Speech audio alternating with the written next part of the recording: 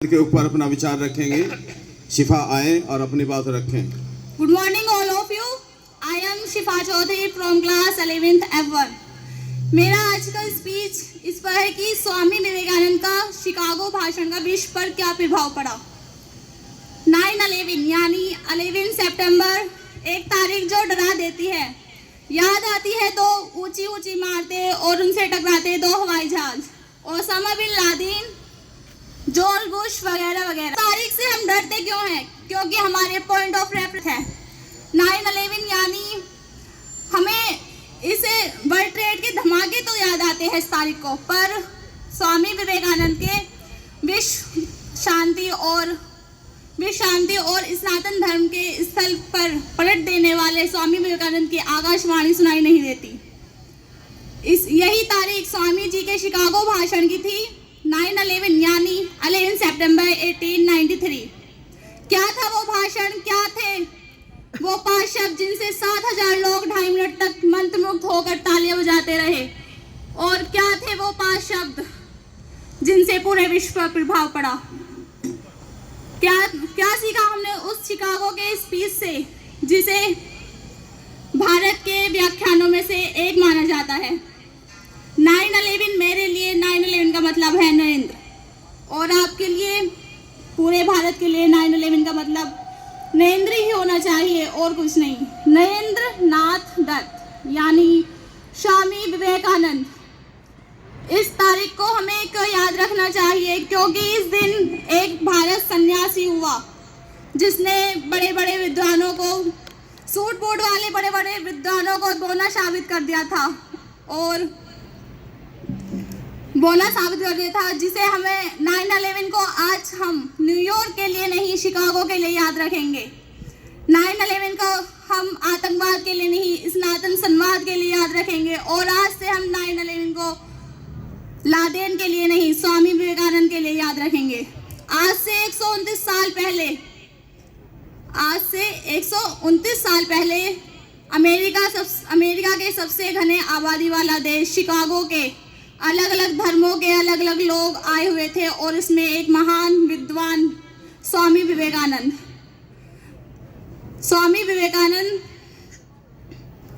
दूसरों को, अपने आप को बड़ा और दूसरों को छोटा समझने वाले पश्चिम वाले लोग स्वामी विवेकानंद को देखकर हंस रहे थे, और उनका अनेक सैकड़ों विद्वानों के बीच बैठे स्वामी विवेकानंद का मजाक उड़ा रहे थे।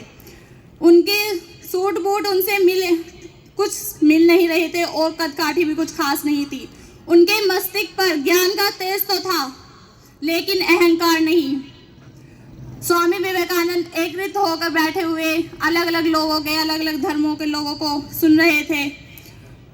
धर्म अलग अलग थे, लोग अलग अलग थे, लेकिन दावा सभी का एक था, मेरे धर्म जैसा कोई धर्म नहीं, मेरे सिद्धांत जैसा कोई सिद्धांत नहीं, और मेरे वंश जैसा कोई वंश नहीं। कुछ देर बाद स्वामी विवेकानंद जी का मंच पर नाम पुकारा गया और वो अपने सीट से उठकर मंच तक पहुंचे। तब उनकी उम्र सिर्फ 30 साल थी, सिर्फ 30 साल। 30 साल का ज्योतिपुंज था, पुष्प ज्ञान का सूर्याभिपुंज था। मस्तिष्क पर अरुणिम वो रेखा, चकित रह गया जिसने देखा। स्वामी जी मंच तक अकेले चढ़कर नहीं गए थे, उनके साथ लाखों वर्ष का इतिहास और स्नातन धर्म की स्मृति उनके साथ आप पहुंची मंच तक। स्वामी विवेकानंद मंच तक पहुंचे तो लेकिन कुछ बोले नहीं। सभा में हलचल होने लगे और सब चकित रह गए कि स्वामी जी क्यों नहीं बोले। उन्होंने सिर्फ 5 शब्द बोले, और वो 5 शब्द ही आने वाले 500 वर्षों के लिए पश्चिम की धरती पर राष्ट्रध्वज गाड़ दिया। वे 5 शब्द क्या थे? Sisters and brothers of America. America के भाइयों और बहनों, सभी चकित रह गए, जैसे कोई जादू हो गया हो, किसी ने ईश्वर की आवाज सुन ली हो। सभी 2 मिनट तक खड़े होकर 7,000 लोग तालियां बजाते रहे। अभी तक तो स्वामी जी ने कुछ कहा ही नहीं था, जबकि अभी कहने वाले थे, ये अपना है, ये अपना भाई है, ये अपना भाई नहीं है। इस प्रकार की इस प्रकार की प्रेरणा तो छोटे हृदय वाले करते हैं, बड़े हृदय वाले, उदार हृदय वालों के लिए तो सभी उनके भाई बहन हैं। हमारे लिए तो कोई तीसरी या दूसरी दुनिया नहीं होती, हमारे लिए तो एक ही दुनिया होती है और उसी में ये सब सिमट आते हैं।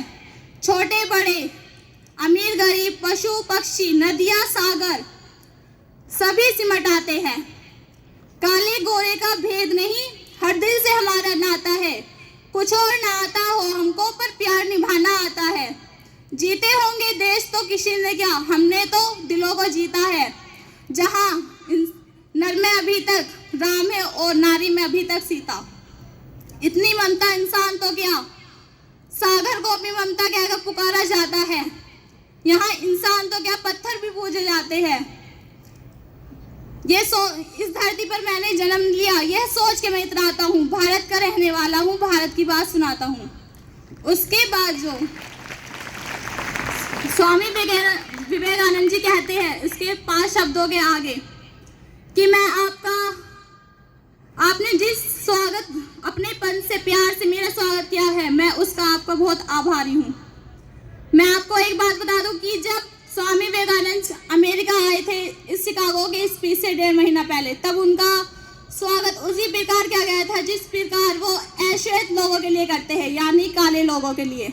वो उनको कहते रहते थे कि यू ब्लैक गेट आउट। लेकिन स्वामी जी ने 1.5 महीने तक अपमान का विष पिया, लेकिन ओठों से जो निकला वो उदार ही का था। बुराई का जवाब बुराई से देना हमारी परंपरा नहीं है।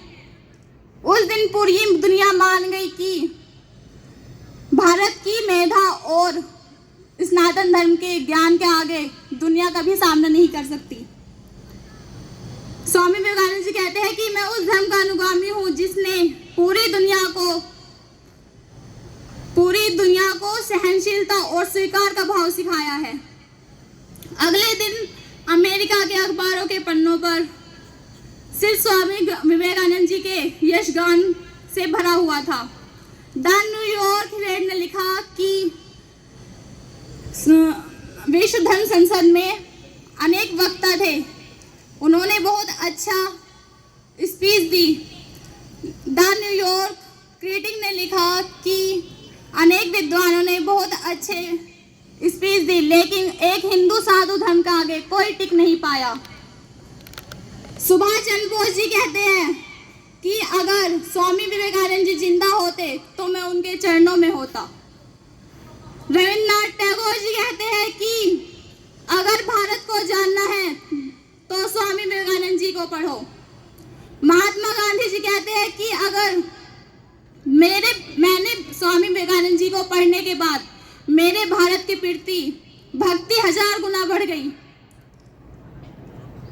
स्वामी विवेकानंद जी को कंडेंस्ड इंडिया यानी संगठित भारत कहा जाता है, यानी आकाश भर विस्तार अकेले स्वामी विवेकानंद जी में सिमट आया है। स्वामी विवेकानंद अगर अमेरिका के महान वैज्ञानिक क्रिटिक ने लिखा है, उन्हें पढ़ लीजिए कि उन्होंने खुद लिखा है कि साफ साफ लिखा है कि स्वामी विवेकानंद अकेले सारे सभी प्रोफेसरों का ज्ञान अकेले उन्हों में ही सिमट गया है।